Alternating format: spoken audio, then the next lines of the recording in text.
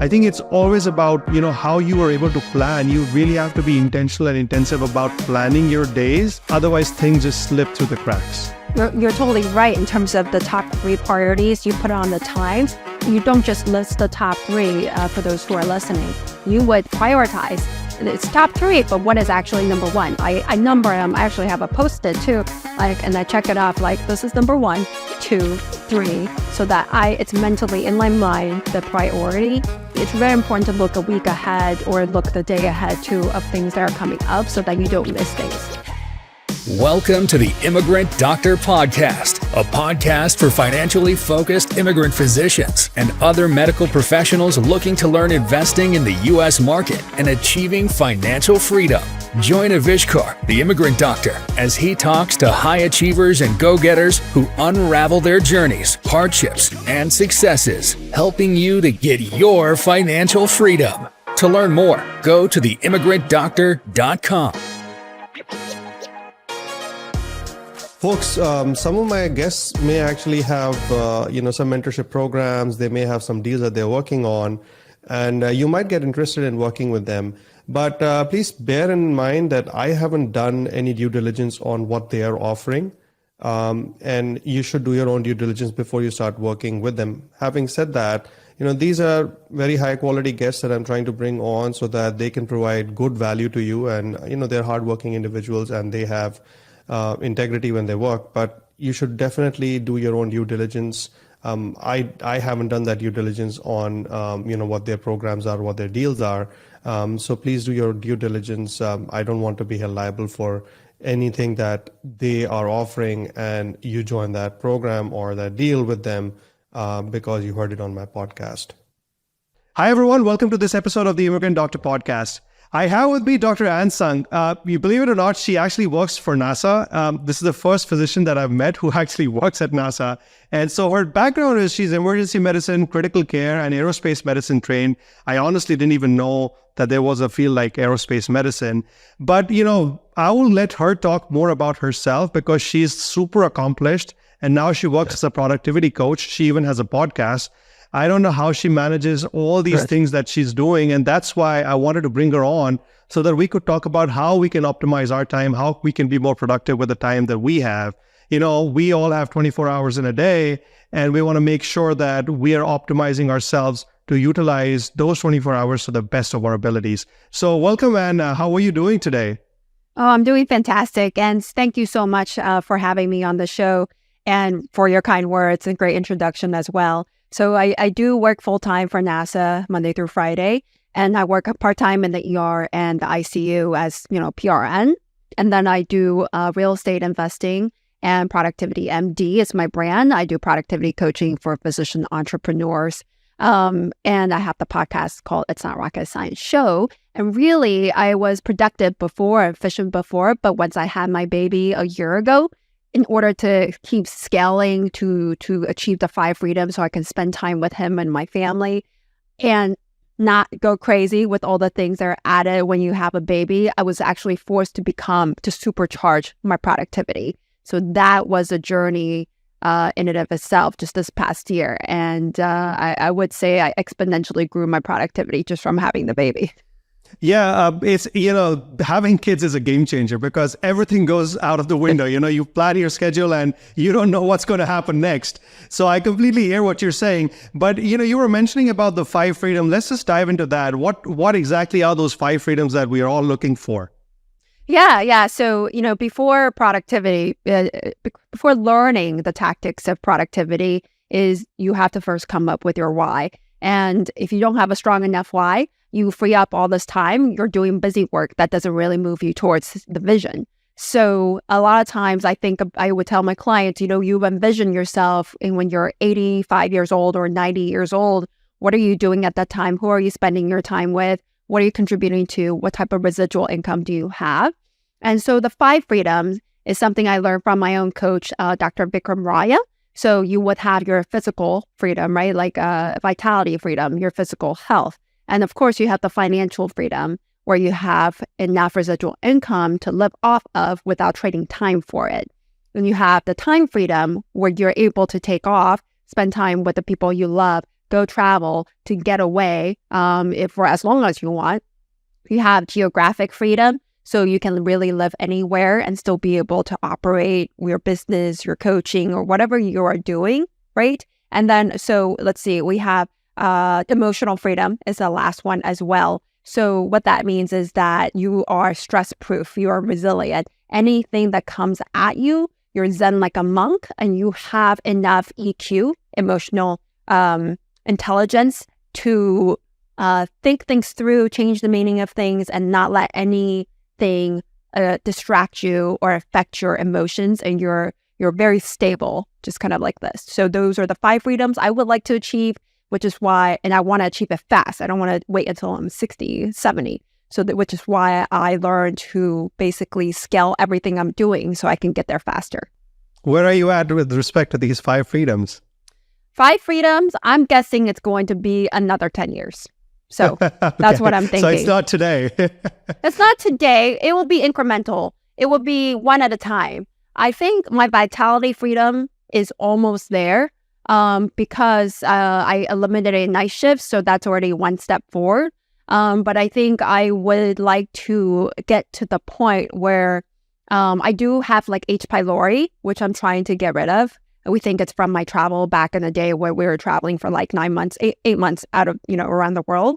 And so I'm just waiting until I stop breastfeeding so that I can like get this treated once and for all. So once that's done, I think I will have the vitality freedom. Location and time, those are in work. I'm currently with NASA, so I don't have the location freedom or the time freedom right now. Location, time, emotional freedom, I would say I'm maybe like 75, 80% there. Things always come back, childhood trauma, stressors always come back, and it's just practices and how you just practice how you deal with them. And then financial freedom, I'm hoping actually in 5 years I will reach that goal. So yeah, I think it's always a work in progress, right? It's not going to be once and done because always new things keep coming up and you have to kind of tackle those. But, talk to us about your journey from being a physician. So you trained in critical care, you trained in emergency medicine, and then you actually went into aerospace medicine. And now you're kind of transitioning towards becoming a productivity coach. What made you take this route to get here? And how's your journey been so far with this? Yeah. So 3 years emergency medicine training, 2 years anesthesia critical care, 2 more years of aerospace medicine, which includes a master in public health, and then full-time now hired on by NASA right after graduation.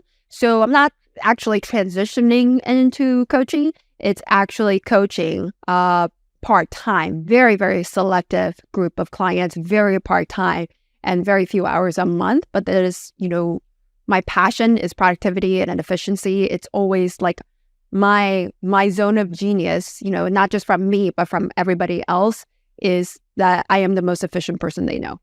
So, and I can get things done. I can set a goal and I can get things done. Like it took me 16 years to get to the role of flight surgeon in NASA.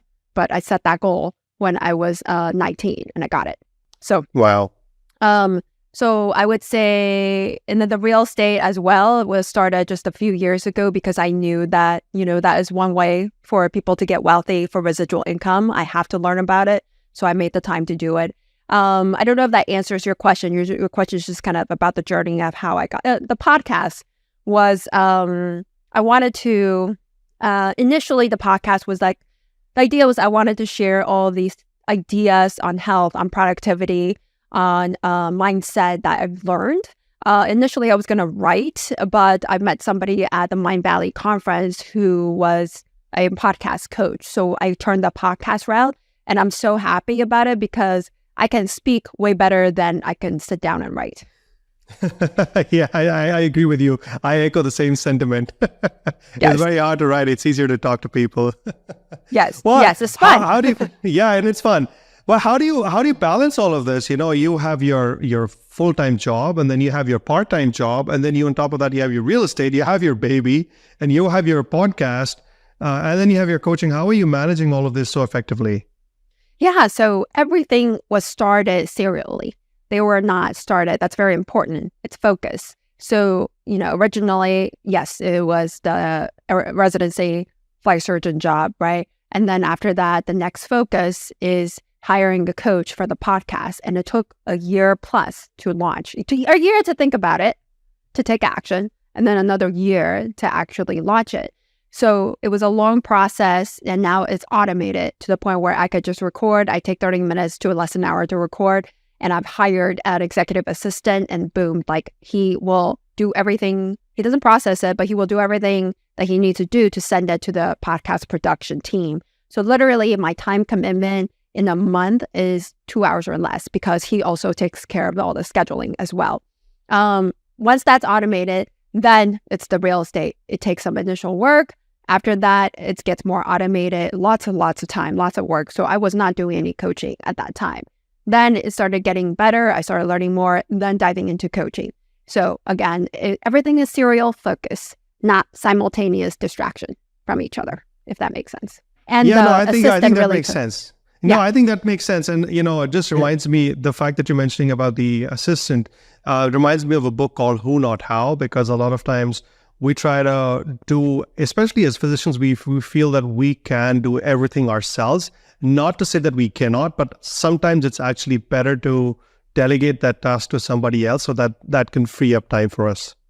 Yes, exactly. I think it's the people who are going to allow you to do the things you want. That everybody want to work. You all want to work at your zone of genius. The highest level of your training, right? Our highest level of our training is not to sit there and fill out forms for credentialing, or to go fill out some other, like to sign something, to go renew something online and put in the credit card. That's not our zone of genius. But sometimes even going on the DEA website to remember your password, your login, and to reveal, it just takes a while. It takes an hour. And then you multiply that by your hourly rate. And that's how much it costs for you to do something that is just like form filling and renewals. So I've learned since a baby to outsource a ton. We have a house manager. We had an au pair. We're changing to a new au pair. We have daycare. And then we also have my executive assistant. At the same time, outsourcing a lot of like handyman, lawn care, cleaners, etc. So the more people you outsource to, the more people you have to manage. So that's a huge thing as well that I've learned, that you actually can only effectively manage 3 to 5 people at a time. And we actually had to do some reorganization of our household on people management. Yeah, and it's not just about the dollar value of time. I've thought about this a lot, and what I realized was that it's also about the emotional value of the time spent, right? So say, for example, filling out a form may take like 5 minutes, but it's not about what else you could do in terms of just earning money in those 5 minutes, but also about the fact what you could do that would be enjoyable for you in those 5 minutes. So it's not necessarily just the amount of money that you've earned. And do you see this kind of a perspective when you're talking to your clients? Oh, yes. Like a lot of it is a mindset shift. So initially it's like, Amazon returns. It's way easier if I do my own Amazon returns on Amazon and just click through it, get the QR code, because I'm the one who knows which product needs to be returned. But you're sitting there doing multiple clicks, looking at your screen. And then if your baby is on the side, watching you, it's distracted parenting, right? Unless you go to another room. But I'm very huge on, not being that distracted parent at the screen and having my baby feel like the screen is more important than I am. So if I am focused on this, even though I can do it very quickly for 5 minutes, the cost, or what I'm saying no to, is being present with my baby. And the cost may be that he actually feels like he's not cared for. So you have to think about the costs and the things you're saying no to. You don't get excited about going online to do Amazon returns, really. You don't really feel happy, but you will feel happy spending time with your baby and feeding your baby and playing with him. Yeah, whenever you're saying yes to something, you're saying no to something. And that's important to realize too. Yeah, absolutely. So think about it in terms, very, very commonly is, letting go of control too. Like, I can do it better than they can. So, if you can, it's an art to train your assistant. Number one, to find the right assistant who matches you, who is resourceful, who's intelligent enough. But once you find that right one, you can train that person on one task, one time, and then you don't ever have to do it ever again. and then you stack a new task, and then you don't ever have to do that again. And they can learn your ways, and they can do it as well as you would, or even better sometimes, because they have the time to train themselves. I had the same experience, when I had my previous podcast. I would spend hours and hours just editing my podcast episodes because I felt that nobody else could do it better than I could. And I had to actually kind of work with that feeling of ownership and the fact that I'm giving control to somebody when I gave it to my podcast editor. But you know what? When I gave that piece of work to my podcast editor, that ended up freeing up almost like 3 hours a week for me. And the results were way better than I was actually producing for my podcast. So I think it's about letting go of that fear that you're going to lose control over something, and understanding that there's always a workaround. That's super helpful, when we're delegating tasks.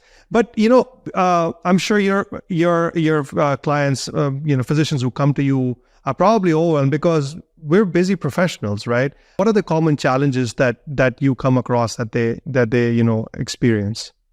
I would say number one thing is focus.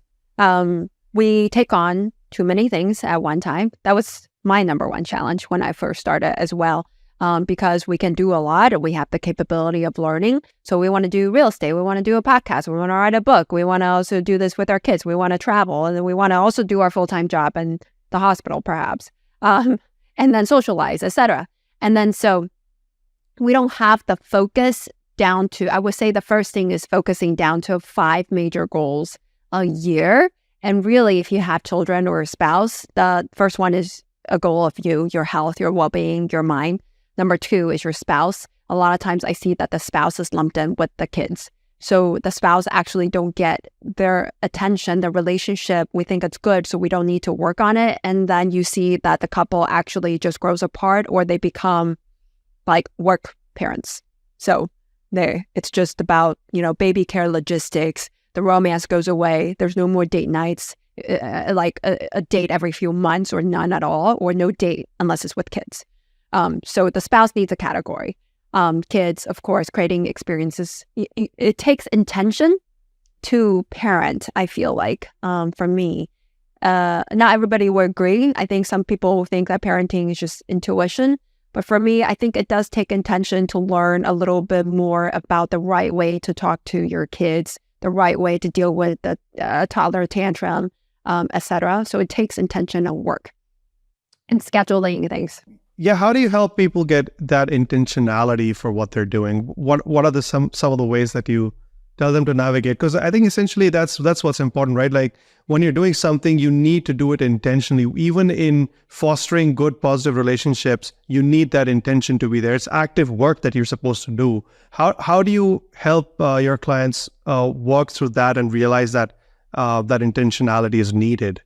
Yeah. So, we said we can only pick 5. We already talked about the top 3, and then the other 2, you can pick whatever. It can be real estate, it can be your primary work, things you're actively working on, not something that's already automated and on autopilot. Then we set a 90-day goal. So, like Q1, you want to, like a SMART goal, essentially, like, I don't know, lose 15 pounds or 30 pounds by Q1, or really, we don't do pounds. We say body fat percentage, or by June, I want to climb Kilimanjaro. So what do we need to do in order to get it? And then we have action steps. And then, so any challenges that come up, we have a strategy against it. If you're distracted, if you're not eating optimally for energy, if tech is distracting you, if there's a way in your morning routine or evening routine that is not optimized. And then also we all talk about, family, time blocking, calendar blocking, etc. Okay. So it just depends on the situation. And what about getting focus, and staying motivated through the process? How do you help people do that? So the focus comes from accountability to a coach. So that really helps too. When we have biweekly calls, then you have to tell me what happened, what progress have you made? We have like a database, and we have logs of everything that your status, your goal, where we are on that. We have status checks. And then if we need to pivot, then we'll pivot. We may find out that, real estate may not be this route. This may not be the good route for you. I had to pivot from active real estate to passive real estate to focus on productivity MD. So that's my zone of genius. My zone of genius is not dealing and calling contractors and property management and assessing tenants. So, so yeah, that's one thing regarding focus. And I would say in terms of other types of focus and distractions, we engineer the human out of it. First thing, we use tech to engineer distractions, grayscale, no notifications, time blocking, or, batching your email checks, text checks, etc., and setting your top 3 goals the night before. So those are the brief summary of what we can do for focus. Very cool. Very cool. And, you had mentioned that you have achieved, to achieve success and fulfillment, you have to be uncomfortable in certain steps that you take, because really that's how you grow and become successful. Can you share some examples from your life where you were sort of uncomfortable, and how did you actually tackle that situation? Are you talking about more emotionally uncomfortable, or are you talking about more like physical? So. I think both are tied, and I think for anybody to grow, that's what I feel, at least in my personal life as well. Like, you have to take actions that are outside of your comfort zone, and I think first it starts mentally, right? So, for example, I know that you trek to the base of Mount Everest, right? Even for that, the thought of it to me would be initially emotionally uncomfortable if I thought of it. But you have to get comfortable with the idea of that before you start taking on the next step. So how did you kind of go through that, that process? If you have any examples that you want to share. Yeah. I think my process is maybe a little bit different, my intrinsic process, because I think from a very young, I'll talk about a process that maybe the audience can use and then for me, I think from a very young age, just through multiple challenges I've taken on, and maybe this applies to people too. And with each challenge I take on, I've always been able to accomplish it. So ever since I was in college, I think I've gotten to the mindset already that whatever I want to do, I can do it. No matter how hard it is, I will find a way to do it. So I've gotten into that mindset already. Of course, sometimes that feeling still comes back that it's hard, but everything is action and consistency, and a strategy. So I think my way of dealing with this is I always strategize an action plan for it to not make it hard. What's difficult is the unknown. The fear is the unknown. And really, the first step is that you want to find out more information about it, really, to figure out the blind spots. And the same thing with real estate. The first step is the unknown. You don't know anything about real estate, so you're scared to dive in. So my first step was to go into semi-retired MD and then learn about it, or to find a coach, etc. So if you wanted to do Everest Base Camp, never trekked before, when I did it in medical school. So I did an 18-mile trek before. I read everything, all of the equipment that's needed. And then so I made sure I trained as much as I could. And then I knew that there were a ton of people who have done it, and I just have to make sure I talk to the right person.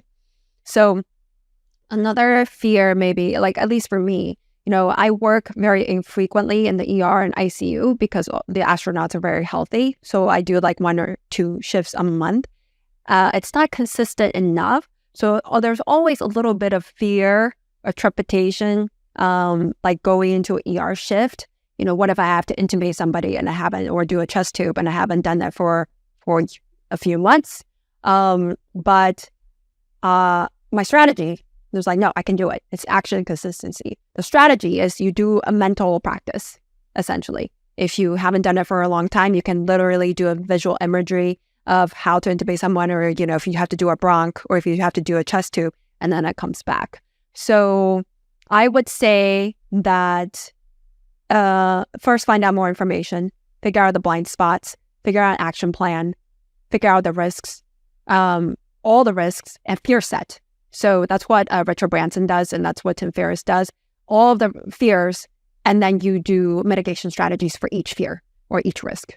So one last example I'll tell you was I was a little scared because I was trying to evict a tenant because he wasn't paying rent. So I was really stressed out about it. And then I then did the fear setting. I was like, okay, the worst case scenario, if this tenant doesn't pay and we can't evict him for this long, then the worst case scenario is, I'll lose $6,000. Okay, I'm fine. Whatever. It's fine. Whatever happens, eventually he will get out. And I felt more settled after that, if that makes sense. The fear setting really helps. No, I think it makes sense because even, with fear, a lot of times what happens is that we kind of zoom into that particular situation and everything around us is kind of sort of like the walls kind of close in and you're just so focused on that particular situation. But I think what you're talking about is sort of zooming out and looking at the larger picture and understanding that particular situation in the larger scheme of things. Like for that tenant that you said, that you had to evict, like looking at it from a broader perspective, okay, in the larger scheme of things, what's the worst that's going to happen? And that has helped me as well in terms of, tackling those fears around a particular thing. A corollary to that would be also, say, money, right? A lot of times people are fearful about certain amounts of money, like how will I ever achieve that? But I think once you start getting comfortable with the ideas around having that amount or around achieving that particular feat, then you start finding ways to achieve it. Yeah. I would say it's always like chunking down. Regarding the money, you chunk down. Like say I want, I don't know, 50, let's just make it easy. If I want 120K of residual income a year, that means that, in a month, I need 10K of residual income. So how many units do I need for 10K of residual income? Okay, I can do like 1 or 2 units a year and how long it will take you there. So like logically think through it. Very cool. Well, you clearly have had a remarkable life so far and you've achieved a lot of things in your life. What are some of the goal setting techniques that have helped you get to your success so far? I would talk about the, I guess, daily. Oh, well, let me zoom out first and then zoom back in. Maybe that might make a little bit more sense. I talk about, 5 freedoms, the vision I have when I'm 90, and then I come down to 1 year. 1 year, I just have like 5 goals, really. And then every 90 days, there are like milestones towards that each goal. Like say flight surgeon work, certification, coaching, me, myself, baby. That's it. That's those 5. That's it. So zooming in even more, every month I have written down actually the year, there's also a battle board. I don't have it on me to show you, or maybe I do actually. Every year ahead of time, I have like a battle board of things I want to achieve, things I want to feel, how I want to celebrate. Wow. So this is like 12 months. That's a busy board. Yeah, ahead of time. And I would check off, did I achieve it? Did I not achieve it? And if I need to pivot, if I need to move things, that's totally okay. And then I have a Clever Fox planner, no financial affiliations with them. It's a 90-day goal setting book. You look at your monthly schedule and then you look a week ahead to look at your meetings, any things you need to do. And then daily. So the night before, I set my top 3 priorities for the day. I open up any slideshows, articles I need to read already, so I don't have to mess around in my email to find it or go online at all to get distracted. And then the morning, I go through my day. Everything is very time blocked. And then at night, time block like family time also. And then do the gratitude journaling or reflection journaling. It's within Clever Fox. So I would say that's how I goal set. It's from outwards in. And if there is a task, I serve other people's in the afternoon and I do my top 3 priority tasks in the morning. And if there's a task that doesn't serve my 5 goals, that I typically either don't eliminate it or I serve people in the afternoon after I've already done my top 3. There are a lot of productivity books out there. There are a lot of tools out there. Like, the Eisenhower matrix, and there's a to-do list. And then there's this, somebody says, to-do lists are extinct or old and that you shouldn't use them. What would be your top 5 sort of tools that you recommend to your clients to use, in their daily lives? So I use the Eisenhower matrix actually when I'm really overwhelmed. So it's really helped. I use it between the household. So when my husband and I just moved into a home with the baby, we listed out everything, and then we put them in respective categories and figured out what can be eliminated or what can be delegated or automated. So that really helps me. The Clever Fox Planner helps me organize things already. It gives me prompts. The inbox when ready, I love it as a Gmail extension. I would say it was like one of my top hack in terms of not getting distracted when I go into my email. If you download the extension, the email just is blank until you press show inbox. So you can go in the morning, compose or search for the email you need to respond to and just get out without getting distracted. I know some people actually get stressed out and fear themselves they know they're going to get distracted, but they have to go in to their email and they actually get stressed out. So now you no longer have to worry about that. And then another thing regarding technology hacks, I turn off all of my notifications on any messaging and their app, and they're all on the second screen of the iPhone. So any Skype, WhatsApp, Facebook Messenger, text message, emails, they're all on the second screen, and I batch them and check it twice a day. But I also have my work phone. So that's the difference. I can silence all my personal phone all day, but my work phone is people can get a hold of me if they need to. And I would say we're talking about like more focus and goal setting. Is that correct? I do think that, again, setting your top three priorities the night before is super important. And so that if you can enact this habit, sleep to flow, you will find that you can achieve a ton in just one morning or even a whole day. You can fit a month's worth of work in one day, perhaps, if you do like a flow day.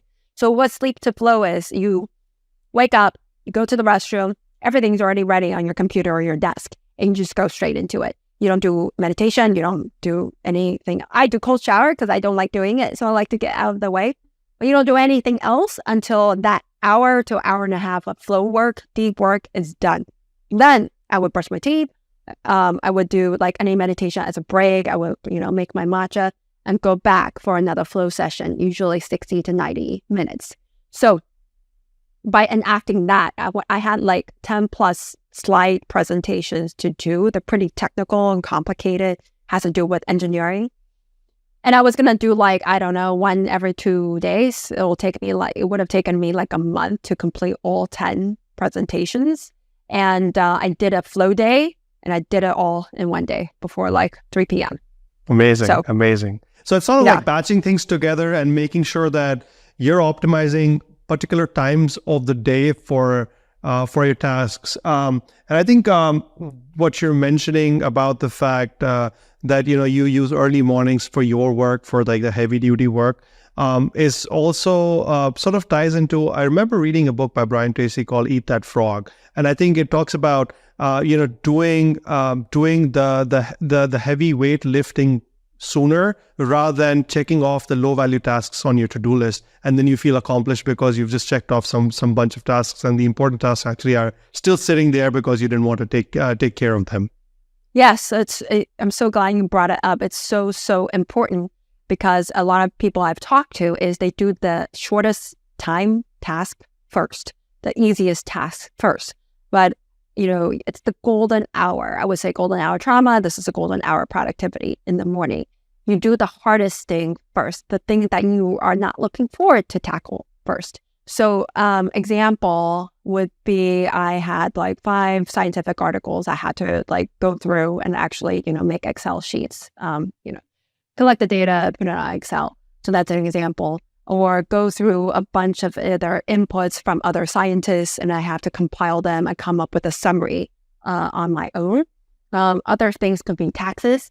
We hate looking through a W-2 and 1099, creating a personal financial statement. That takes some deep work too. And it will take like an hour or two if you really want to do it right, or if you haven't logged into all of your institutions for a while. Or if you're creating a slideshow, a presentation, or if you're practicing a speech, a presentation too. Sometimes I do that in the morning as well. So I don't know, I wonder if you have any examples of some of the deep work you need to do that might be Yeah. good. So I think I do some of the stuff I do follow, like especially preparing the night before. I think that really helps me because when I wake up in the morning, I don't feel lost. I don't feel like I don't have an agenda for the day. And when I'm working, of course there are responsibilities at home that I need to take care of. So I don't necessarily follow the sleep to flow because it just doesn't work with young kids. My younger one wakes up at like 6 o'clock in the morning, so it doesn't work. But I do have tasks that are there on my list for that particular day to finish, and I have like times written next to them. That helps me, and I do it like every day, or at least I plan for a week, and then I pivot based on the availability of time. So that certainly is helpful for me in terms of planning things. I think it's always about how you are able to plan. You really have to be intentional and intensive about planning your days. Otherwise, things just slip through the cracks. Yeah, and you're totally right in terms of the top 3 priorities. You put on the times. You don't just list the top 3 for those who are listening. You would prioritize. It's top 3, but what is actually number 1? I number them. I actually have a Post-it too, and I check it off. Like, this is number 1, 2, 3, so that it's mentally in my mind the priority. And then it's very important to look a week ahead or look the day ahead too of things that are coming up, so that you don't miss things. So. Yeah. Talk to us about your podcast, and I want to know what made you start this podcast. Where are you headed with this, and what it's all about? Yeah. I think it's on productivity, relationships, and then optimal health. It's called It's Not Rocket Science Show, but I am rebranding, so everything is going to be changed over to Productivity MD. So you can right now still go to itsnotrocketshow.com. I share my journey in real estate. I share episode 8, 9, 10. On my journey to become a NASA flight surgeon, for those of you interested in aerospace medicine. And also productivity, of course, any emotional intelligence items, or just kind of things in the interviews of other people who are in this realm, in this space as well. So I want to focus and niche down more regarding productivity. And then same thing, it's going to be complementary to for people who are not in the Facebook group or who are not my clients in Productivity MD coaching, then they can go to at least a podcast to get the information they need. And how can people reach out to you if they want to work with you, have you as a productivity coach? Yes, they can go to itsnotrocketscienceshow.com right now, book a 30-minute call with me, a complimentary productivity customization session. That the times are very limited because that's all the time I have, that time block, but that's okay. And then they can find me on all social media. It's ANNTSUNG MD on all across social media. And also, if you could see the links, I think, on Inside Rocket Science Show on my social media. If you go into the Facebook group, we have a private Productivity MD mastermind. I have in there a gift of free, like a 7-day course on productivity. So it's a video course every day, and there's like a PDF document. So for those of you guys who are not ready to get coached, or if you just want bite-sized content every day for 7 days, and go into the Facebook group, the entire course is on there. Yeah, and I have had a session with you, the 30-minute session. I think that was super helpful for me because it's very helpful when somebody else looks at your life from a zoomed out perspective and gives you feedback on that, because that helps you understand the global picture of your life, your relationships with people, and where you can optimize. So I again want to thank you for that session that you did for me, and for our listeners and viewers, please do reach out to Dr. Tsung. She's an amazing productivity coach, and I'm sure she'll be able to help you out. Well, this was a fun conversation, Anne. Thank you so much for coming in, and thank you for sharing your insights. Thank you. It's been an honor. I had so much fun, and I appreciate, the presence and the attention of you and also the guests who are listening. Absolutely. All right. Take care. Thank you. Thank you for tuning in to this episode of the Immigrant Doctor Podcast. If you would like to learn more, head to www.theimmigrantdoctor.com. See you again soon on another episode and another amazing journey.